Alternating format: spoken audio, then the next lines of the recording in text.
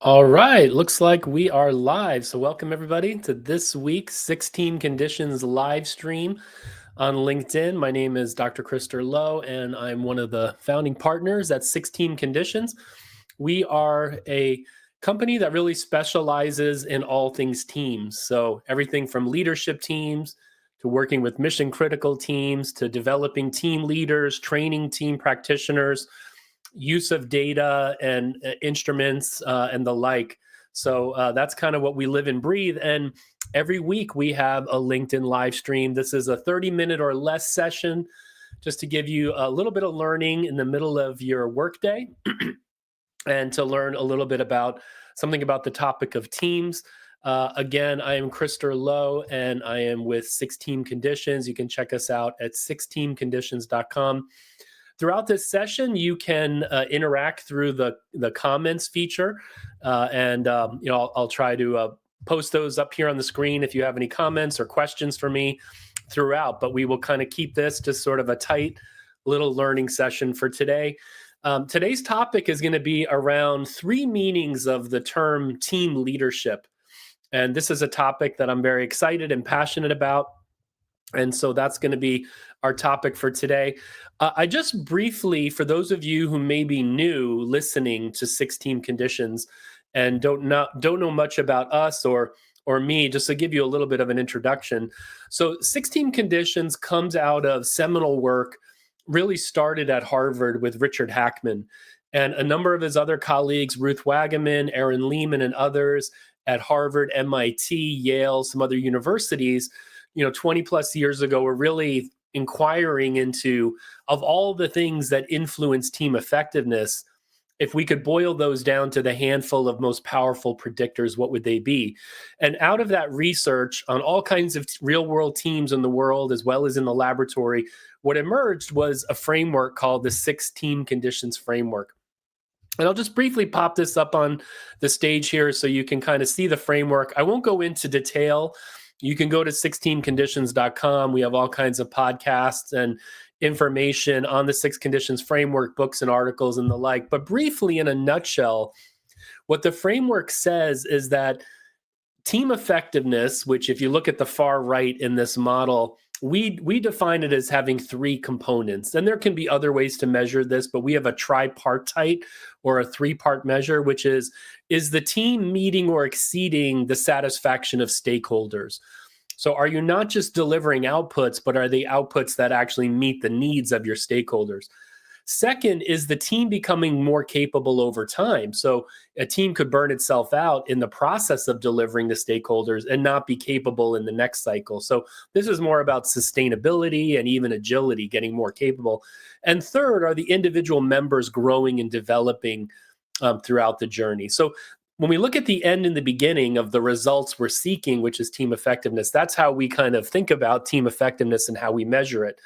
Now, there are all kinds of other potential ways of measuring it, but I find it interesting that in the team development or team effectiveness domain or industry per se, a lot of times people aren't even really clear. It's a kind of assumed what they mean by what is team effectiveness. So we have to start with kind of a clear definition of that. If I move from right to left, what you'll see in the middle of our model is team behaviors. And so we hone in on three behaviors that align with the beginning, midpoints, and endpoints of task cycles. So in the beginning of a cycle, teams are very receptive and should be focused on putting in the effort. So you need momentum, you need to get the ball rolling.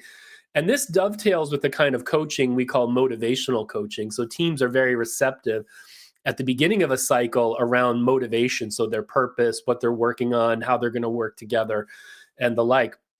A second behavior, which dovetails with the midpoints of task cycles, is crafting strategy. So if you've been going down the road a bit, you can then reflect on, are our strategies working? Do we need to modify our task strategies for how we're working as a team? And teams at those midpoints become very open to strategy coaching, what we call strategy coaching. Not organizational strategy, more the team's task strategies. And then finally, there's a third kind of behavior, which is really around leveraging the talent of the team. You may have a full team of great star players, but they're holding back for various reasons. So are you leveraging the talent? Is the team learning fast enough for the environment it's working in.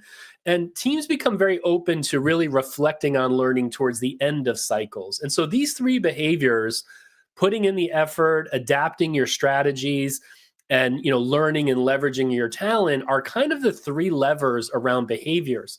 Now, where six conditions I think is interesting is, those behaviors those are things we can probably observe above the waterline. But what we say is that actually below the waterline, there are some structural drivers or design conditions that drive those behaviors in the first place. And that's where six conditions comes in. So our framework is both a structural framework as well as a behavioral framework for what drives effectiveness in teams. And you can imagine there's lots of interventions we could do around all of these things. But the six conditions are broken up into two subsets. The first three conditions are called the essentials. These are like foundational building blocks. Are we a real team? Meaning, do we need to work on something that requires interdependent work?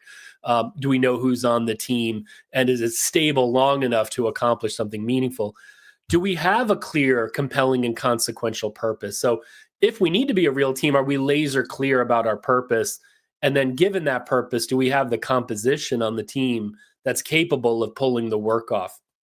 Now, there are sub-dimensions to the six conditions, and I won't get into those because that's not really the purpose of today's call. But for anybody who's new today, I wanted to just give a brief overview of that. When those three essential conditions are in good shape, then our attention turns to three other structural design drivers. So the work itself, the priorities, the team's ways of working, the norms and roles, and the like, really our approach to tackling the work itself. Next is our relationship to the broader organization. Are we getting the support we need in different forms? Rewards, recognition, material resources, information, technical support, and education, and the like. So there's a number of subdimensions on that. And then finally, team coaching is the sixth condition. This one is, if a team is well designed on the others, is there somebody, team leader, team members, team coach, that really can help the team reflect on its processes? And that kind of feeds into those three behaviors in the middle of the model. So that's just a quick overview of the six conditions framework, but I wanted to provide that for those of you who are new to six conditions. And again, if you head on over to 16conditions.com, you can learn more and go deeper. There's a lot of depth to the six conditions, but at a most basic level, we are basically saying that structure drives behaviors, which then leads to results. And so, one of the insights is, if you just focus on the symptoms that are problematic in teams, like conflict or communication problems, authority dynamics, psychological safety, a lot of times you're just treating symptoms. And a lot of those things are often stemming from underlying structural or design problems where teams haven't really been designed well on these fundamental conditions. So with that as a prelude, what I want to talk about today's topic is three meanings of the word team leadership. And I've been thinking about this over time. I've been practicing with teams over 20 years now. And this is a topic and a theme that has multiple meanings, and I thought might be interesting to play with a bit on today's call.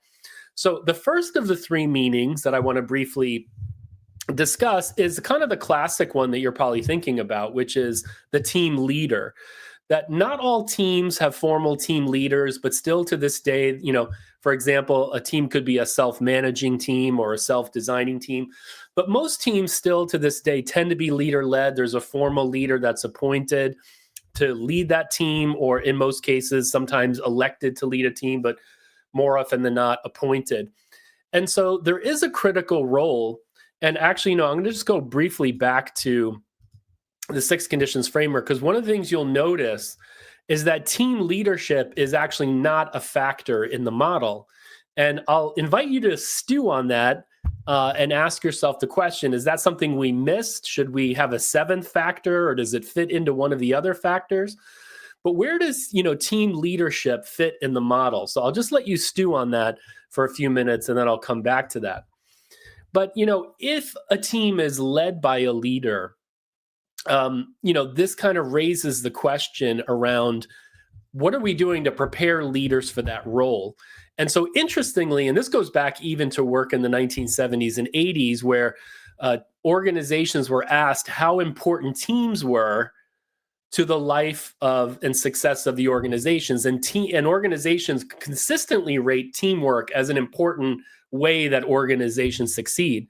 But then the follow question on is, are teams actually being prepared and team leaders to be effective? And then you see there's very little investment in that. So there's a massive gap between our espoused values versus what we actually prepare people to do. Somehow we're supposed to have figured out along the journey, I guess, how to lead teams and also how to be effective on teams. Real world evidence, and my experience with this after working with hundreds of teams, suggests that actually very few of us have had any formal training on how to lead a team and or how to be on a high performing team.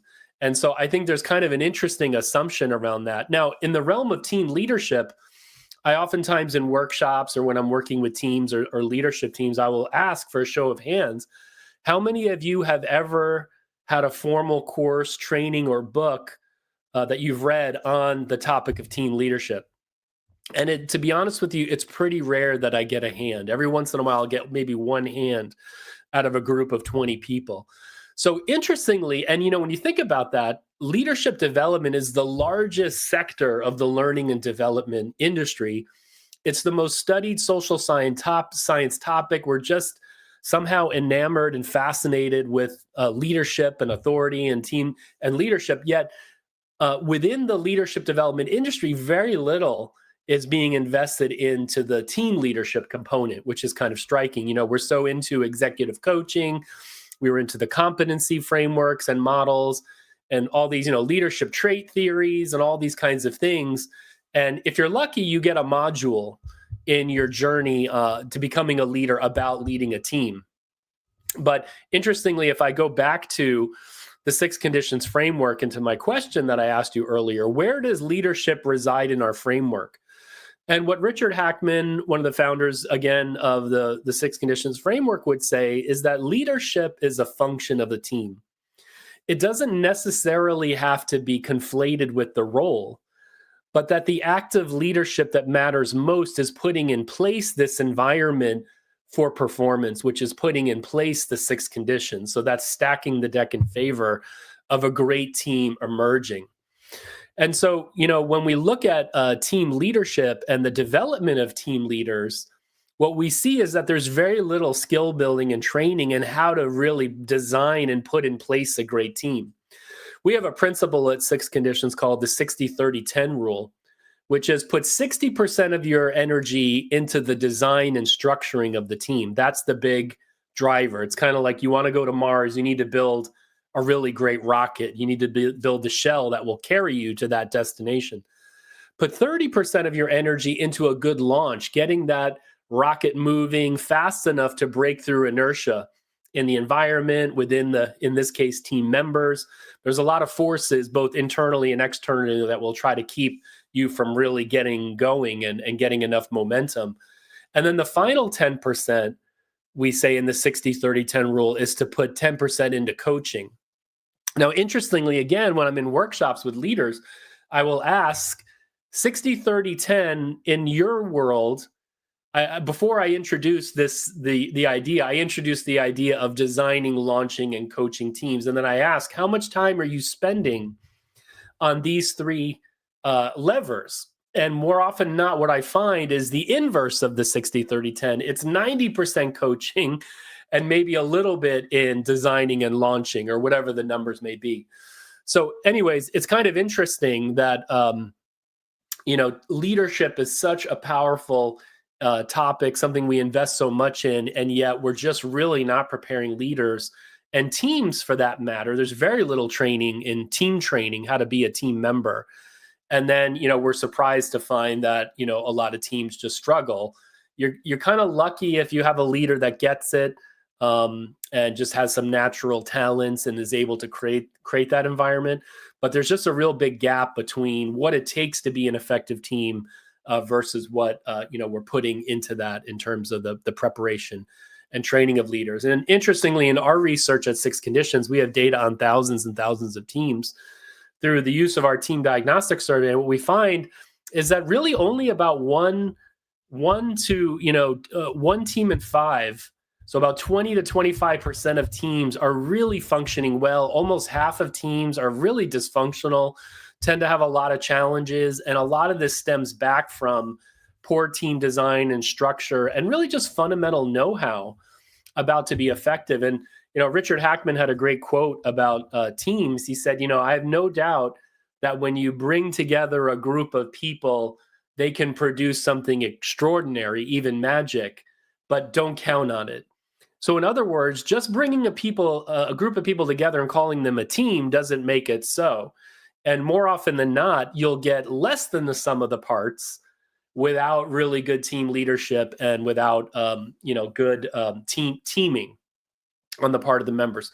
So the first factor or meaning of this idea of team leadership is really around formal team leaders. And are they leading well? Are they able to put in place the 6 conditions? Richard Hackman liked to say that, after putting in place the environment for performance, team leadership accounts for very little variance after that. So the big act of leadership that matters is helping the team get alignment on where it's going, the why, the who, the how, the what, and really getting it on a positive performance trajectory. That act of leadership matters the most. So the first meaning of team leadership is, again, this idea of the formal team leader.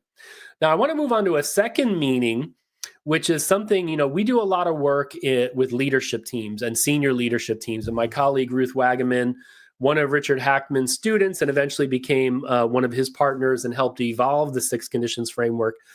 She published a book, Harvard Business Review or Publishing Trust, in 2008 called Senior Leadership Teams, What It Takes to Make Them Great. I think it's still to this day, it's probably the best study of top teams. And it was around the world, over 130 senior leadership teams. And again, in that, they found about 1 in 5 leadership teams was effective. But one of the great things about that book, which I highly recommend you read, it's a great book on leadership teams and what's unique about them over and above other types of teams, but it also does a great job of really laying out the 6 conditions and why this is such a powerful framework. But in that book, in the leadership teams book, it starts off with, basically challenging this whole idea of the heroic individual leader, that, we're constantly as a species enamored with these charismatic, transformational leaders, our dependency on that authority. There's deep psychodynamics that get into that, and I won't get into that on today's call. But there's this disconnect between the complexity of the world that we're living in and a kind of childlike dependency and naivete that individual leaders are going to save us from the world's problems.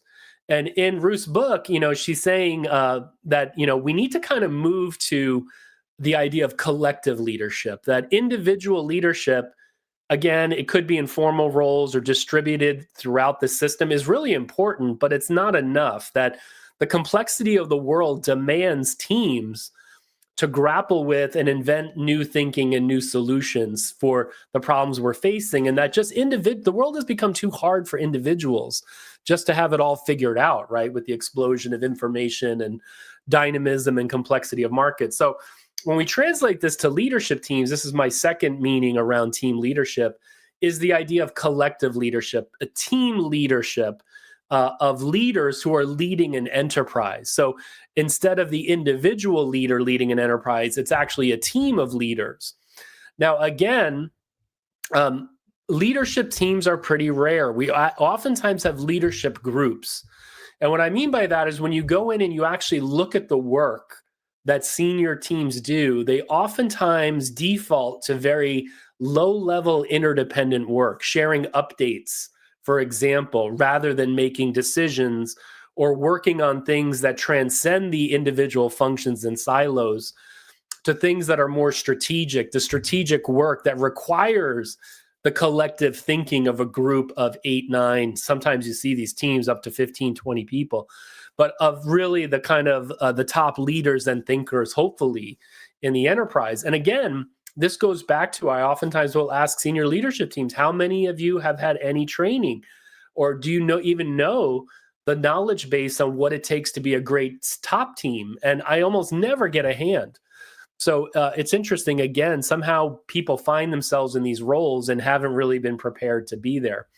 So one of the big challenges with team leadership is helping the leaders really see what is their value over and above the individual functional leadership that only they can do as a group together, that nobody else can uniquely contribute. And when you start to help them explore that, what emerges are oftentimes there's a lot of things, usually around culture and around prioritization and other things that they really could be working on beyond just the, information updates.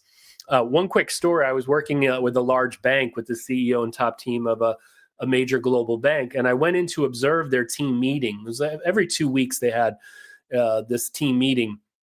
And it was like 90 minutes long, and they had 15 people on their senior leadership team, which is already, a problem. We see this desire to be inclusive results in everybody and their brother and sister being on the leadership team. But in this meeting, the way they structured it, I was just there observing, was that each leader was going to get 5 to 7 minutes to share what was going on in their function. And so by the end of an hour and a half, ostensibly 15 people would be able to have their 5 to 7 minutes to share with the rest of the group and the CEO what was going on in their function. Interestingly, though, what happened was the first 3 people, it didn't take 15 to 20 minutes to go through 3 people. It took 45 minutes. So by 45 minutes, half the meeting was already done, and only 3 of the leaders got to report out. Those 3 leaders also got the best thinking from the group, even though the group wasn't supposed to be consulting on their issues, just receiving the report out. And then at the 45-minute mark, I just noticed people started getting up to go to the bathroom, take calls, get some coffee. And so the attention span, the best part of the attention was 45 minutes. And then there was a mad rush to get more people in, and then a bunch of people never even got to share in the meeting. So this was, a group of people that it was a $37 billion a year revenue run rate, leading over 100,000 people in a commercial retail bank globally. And that was kind of how the top team was functioning. And again, this is pretty common.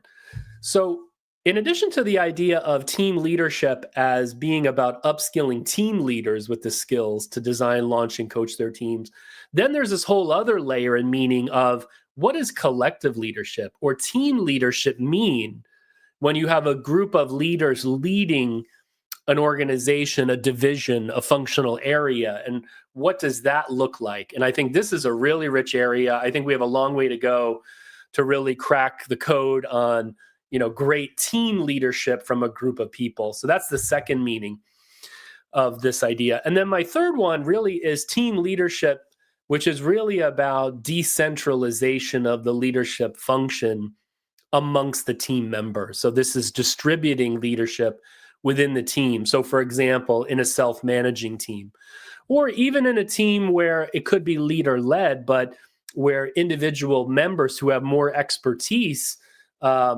could take the lead, or, sand dune teams where 2 or 3 or 4 people within a team are leading. And so there's a much more dynamic, flexible, fluid form of leadership that takes advantage of all the authority, formal and informal, in a group. So that's another meaning you can think about, is team leadership as a distributed form of leadership within a team that's not necessarily a leadership team. It could be a project team, working team, or the like. And again, I think this is a really another interesting area. It kind of does hinge on the whole idea of authority.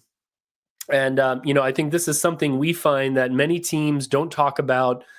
The authority structure of the team is unexamined. It's not really, brought to the surface and made explicit and designed in a conscious way. And so this oftentimes sets leaders up to somehow have to figure out, through osmosis or intuition, what the team wants from them, and vice versa, right? So the team members may be walking around projecting into the leader all kinds of ideas about what the leader should be doing or not doing, which oftentimes they don't feel like they are. So, in our work with teams, we oftentimes really help the team really explore these phenomenon around what is the kind of work you're doing? What would be a smart way to organize yourselves to approach that work? What would be the right authority structure given your maturity to avail yourself of all of the leadership and authority that exists in the group. And where can, what does the leader need to hold on to if it's a leader-led team, versus what leadership can be delegated to individual members or subgroups within the team. And so this one, I call this, third meaning of team leadership, which is about the distribution of leadership within a team. So there you are, three kind of meanings of the word team leadership. Just to recap again, one meaning could be formal team leaders and their ability to design, launch, and coach their teams well. The second meaning I covered was the idea of collective leadership or team leadership, where a group of leaders is leading an enterprise rather than just relying on, in an authoritative way, the leader, CEO or like to really make all the decisions and drive things forward. And then this third meeting that I just covered, which was really about distributing leadership across the team in a more dynamic, flexible way. So those are three meanings. What I'd like to do is just kind of wrap up. I don't see any comments coming in, but if you're listening in today and you want to pop a comment, feel free to do so in the chat. While we're waiting to see if there's any comments that want to come in, I'm just going to pop over to the 6 Conditions website here. And actually, no, this is in our admin portal. And what I just wanted to share with you is, we do work with team leaders, one-on-one coaching. We do work training leaders. And we have an online course called the Team Leader Program. It's made up of 4 modules, which provides an introduction to team leadership. And then there's a module on how do you design your team? How do you then launch your team? And this kind of, it's about 2.5 hours of content throughout these 4 modules, and kind of really walks you through in a very practical way how to design, launch, and coach your team as a team leader. Now, this also interestingly can be used in teams, leadership teams, as well as an educational tool to learn about what it takes to be a great team. And so we've had a lot of really interesting applications of this program. Can be a standalone course, can be used as part of a broader, leadership development program, these like year-long leadership academies or journeys.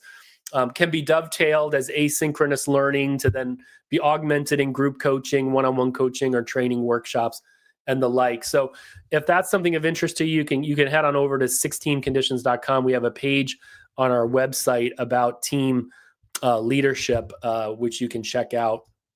So maybe I'll just kind of toggle over to that so you can see over here on our website, we have lots of information, but we have information about team effectiveness at the enterprise level, team effectiveness for senior leadership teams, the team leader programs I was just speaking about, getting trained as a team coach, working with, work teams or mission critical teams. And we have a whole bunch of measurement tools, mainly using the Team Diagnostic Survey, but others to really measure the effectiveness of teams on the 6 Team Conditions framework. So that is something you can check out over at 16conditions.com if that's of your interest. So as I mentioned, this session today was really designed to be 30 minutes or less. We are right in here at 28.5 minutes. So I hope you were able to take away something from today's call. Again, you can check us out more at 16conditions.com. We're also, on LinkedIn here. So if you're listening to this live or asynchronously, you can head on over and follow us, our company page, 16 Conditions. And, just want to thank you for joining today. And if you are leading teams, you're part of a leadership team, or you're a member of a team, I hope this idea of these 3 different meanings of team leadership is something that resonates with you and that you can take away something practical from today's session. And wish you a great rest of your workday and working week. And we will see you next time on the 16 Conditions LinkedIn live stream. Okay, everybody, take care.